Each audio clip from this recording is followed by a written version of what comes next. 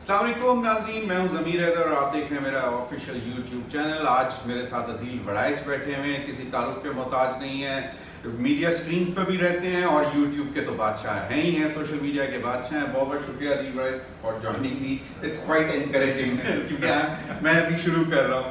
عدیل، سین تو بڑا چینج ہو گیا ہوا ہے پنجاب کے الیکشنز کے بعد، ضمنی انتخابات کے بعد 15 سیٹیں، اور اگر PP7 کا معاملہ بھی سیٹل ہو جاتا تو 16 ہو جاتی.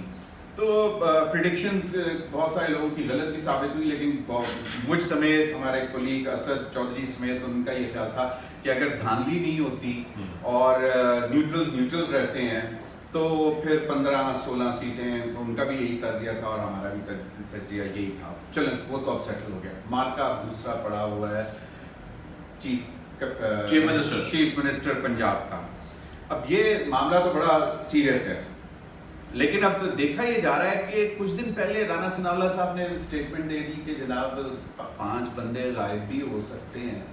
مطلب یہ آرٹیکل 63A کی تشریح آ چکی ہوئی سپریم کورٹ کی طرف سے، اور آپ سے بہتر کون زیادہ جانتا ہے کہ وہ جتنی ڈیٹیل اس میں ساری کہانی لکھی ہوئی تھی.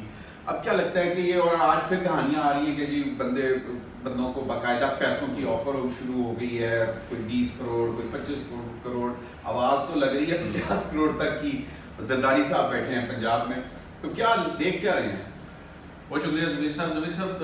میں سمجھتا ہوں کہ رانا ثناءاللہ نے ایسی اسٹیٹمنٹ دے کے پرویز لائی کا اور پاکستان تحریک انصاف کا بھلا کیا ہے. وہ اس لیے کہ دیکھیں، اگر آپ نے ایسا کچھ کرنا بھی تھا تو یہ پلان اناؤنس کرنے والی چیز تو تھی نہیں. اگر آپ نے کرنا تھا تو آپ یہ خاموشی سے کر سکتے تھے. اس کے بعد کے کانسیکوینسز بعد میں سپریم کورٹ فیصلہ دے چکی ہے، 63A کی تشریح ہو چکی ہے، لیکن اس میں 1.5-2 مہینے بعد میں الیکشن، اگر وہ بھی ڈسکوالیفائی ہوتے. لیکن انہوں نے بلنڈر یہ کیا کہ وزیر داخلہ کی حیثیت سے پریس کانفرنس کر کے اس میں یہ بات کہہ کے پرویز لائی کو جواز دیا کہ وہ سپریم کورٹ آف پاکستان میں جائیں، جا کے توہین عدالت کی درخواست دائر کریں. آپ کا یہ فیصلہ تھا.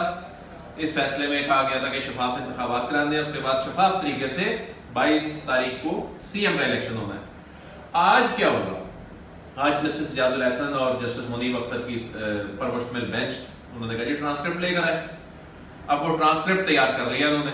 وہ غالباً جب یہ ویڈیو اپلوڈ ہو چکی ہوگی تو اس وقت ٹرانسکرپٹ وہ پیش عدالت میں ہو چکا ہوگا. کل اب اس کیس کی سماعت ہوگی، یعنی الیکشن سے 1 دن پہلے. اس میں عدالت توہین عدالت کی کارروائی نہ بھی کرے، صرف یہی کہہ دے کہ ہم اس ساری سچویشن کو آبزرو کر رہے ہیں. صرف یہ کہہ دے کہ جی یہ ٹرانسپیرنٹ طریقے سے ہونا چاہیے. اس میں عدالت جو ہے وہ پہلے اپنی فائنڈنگ دے چکی ہے. عدالت اس میں ایک ججمنٹ آ چکا ہے، جو رائے ہے وہ آ چکی ہے کہ جی منحرف ارکان کا ووٹ شمار نہیں ہوگا. ویسے بھی 63A کے تحت جو ابسٹین کرتا ہے وہ بھی ڈسکوالیفائی ہوتا ہے. صحیح. تو اس میں تو اب مرجت ہی نہیں رہا کسی کے پاس کہ وہ کسی کو روکے، وہ کسی کے ساتھ زور زبردستی کرے، وہ کسی کو مجبور کرے، چاہے کروڑوں چاہے اربوں روپے لگ رہے ہیں.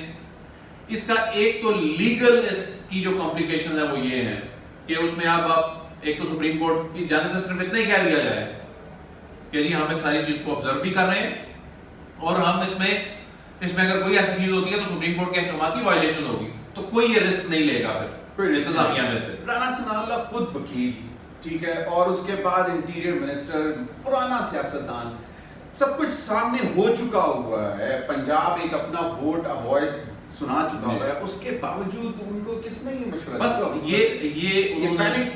یہ پینک ہے. نہیں تو یہ تو ہر کسی سے توقع ہی نہیں کی جا سکتی، کوئی کتنا بڑا کھلاڑی کیوں نہ ہو کہ وہ اس طرح کی اسٹیٹمنٹ دے. اب سپریم کورٹ میں تو یہ معاملہ ظاہر ہے، جسٹس اعجاز الحسن صاحب جیسے قابل ترین جج صاحب اور جسٹس منیب صاحب جیسے انتہائی قابل ترین جج صاحبان، ان کے سامنے جب آئینی اور قانونی معاملات آتے ہیں تو پھر وہ آئینی اور قانونی معاملات میں، وہ آئین کی پاسداری میں، اس کی امپلیمنٹیشن میں ہم نے تو دیکھا ہے وہ کوئی کسر نہیں چھوڑتے. بالکل. پھر اس کے بعد یہ تو نہیں ہو سکتا تھا کہ آپ بحیثیت وزیر داخلہ عدالتی حکم بھی موجود ہے اور آپ کہہ رہے ہیں کہ ہم بندے اٹھا لیں گے. اب آپ نے کہہ دیا کہ اگر کچھ بھی نہ کہے عدالت، یہ کہہ دے کہ جی ہم آبزرو کر رہے ہیں، ہم آبزرو کر رہے ہیں، تو میرا خیال ہے یہ کافی ہے. یہ کافی ہے. دوسرا اس کا صاحب لالچ کا کیا بنے گا؟ جو لالچ اب 30-25 کروڑ، 50 کروڑ، اسی جانب آ رہا ہوں میں. اس میں پھر یہ ہے کہ آپ 25 کروڑ یا 50 کروڑ میں اپنا کیریئر ہمیشہ کے لیے ختم کر لیں. یہ چیز 17 جولائی کو طے ہو گئی ہے کہ لوگوں نے ریجیکٹ کر دیا جنہوں نے دھوکہ کیا ہے. جو لوگ منحرف ہو رہے ہیں, کیونکہ اس وقت ابسٹین کرنا بھی منحرف ہونا ہوگا.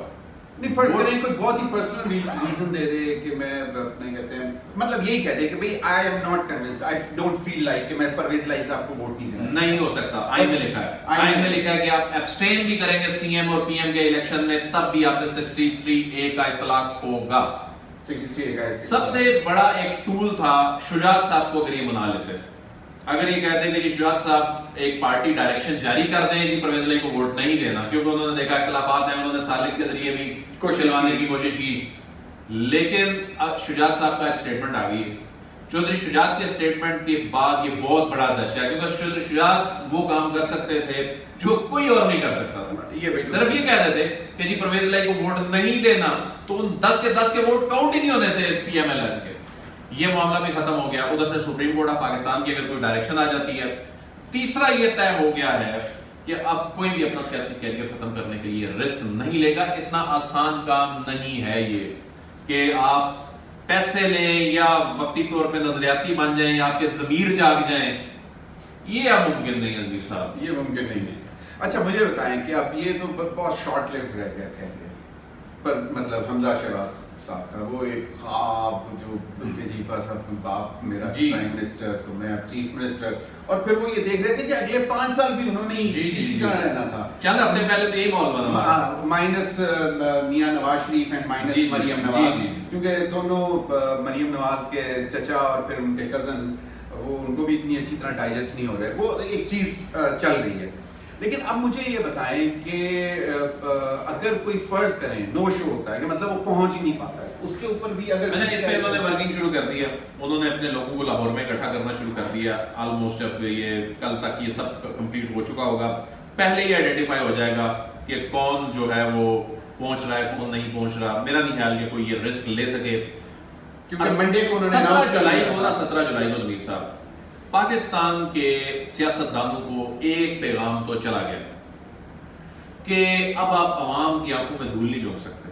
عوام ہے بڑے سیانے, لوگوں نے ان لوگوں کو ریجیکٹ کر دیا ہے, اور تو اور انہوں نے یہ بھی حشر دیکھ لیا کہ نون لیگ کے لوگ ان کو ایکسیپٹ نہیں کر رہے, جو لوگ منحرف ہو گئے. اور ان کے ہارنے میں بہت بڑا فیکٹر جو خود نون لیگ یہ سمجھتی ہے, اپنے منہ سے کہہ رہی ہے کہ جی ہم نے منحرف لوگوں کو ٹکٹ دیا تو اس لیے تو یہ چیز تھی, تو بات ہی بند ہو گیا. زرداری صاحب بڑے جادوگر ہیں, میرا خیال ہے یہ پہلا موقع ہوگا کہ زرداری صاحب کا جادو اس مرتبہ جو ہے نا, مجھے سر چڑھ کے پہلے بولا کرتا تھا کہ زرداری صاحب آگے اس کام میں. وہ جو جادو کی ٹوپی ہے ان کے پاس جس میں سے وہ کسی بھی وقت کبوتر نکال سکتے ہیں, آپ نہیں نکال سکتے. میرا خیال ہے وہ جادو انہوں نے اپنے بدترین سیاسی مخالفین جو کہ اس وقت ان کے دوست عارضی طور پہ بنے ہوئے ہیں نا, پنجاب میں ان سے بدلہ لیا ہے. میرا خیال ہے وہ جادو چلا ہے نا, وہ بدلہ لینے کے لیے چلا. ابھی بھی مزید بدلہ لینے کے لیے وہ لاہور پہنچ چکے ہیں, اور لیکن تخت لاہور اب جو ہے وہ اب تو رانا ثناء اللہ کے اسٹیٹمنٹ کے بعد سپریم کورٹ میں, کیونکہ عدالتیں اس طرح کے معاملات کو پڑھا نہیں کرتی, عدالتیں کہتی ہیں اس طرح کے معاملات کو آپ خود سیٹل کریں, لیکن یہ معاملہ رانا ثناء اللہ صاحب نے عدالت میں پہنچا دیا ہے. رانا ثناء اللہ صاحب نے مطلب شریف خاندان کے اب کیا کہہ سکتے ہیں کہ کافر میں آخری نیل ثابت ہوا. وہ اب معاملہ عدالت کی جانب سے اب چند گھنٹوں بعد جب سماعت ہوگی, اب یہ ویڈیو اپلوڈ ہو چکی ہوگی, اس کے بعد کی جو ڈیولپمنٹس ہوں گی تو پھر مطلب شارٹ چودھری پرویز لائی کو کوئی روک نہیں سکتا ٹیکنیکلی ابھی ایز وی اسپیک. آپ لاجک سے دیکھیں, آپ آئین اور قانون کے مطابق دیکھیں, آپ عدالتی فیصلوں کو دیکھیں, آپ پاکستان کی پولیٹکس کے اس وقت کے ڈائنامکس کو دیکھیں, تو نہیں ہو سکتا. بہت بہت شکریہ عدیل وڑائچ آپ کے وقت کا. اور ناظرین, عدیل وڑائچ کی آپ نے باتیں سنی اور گاہے بگاہے ہم ان کو پھر بھی تنگ کرتے رہیں گے.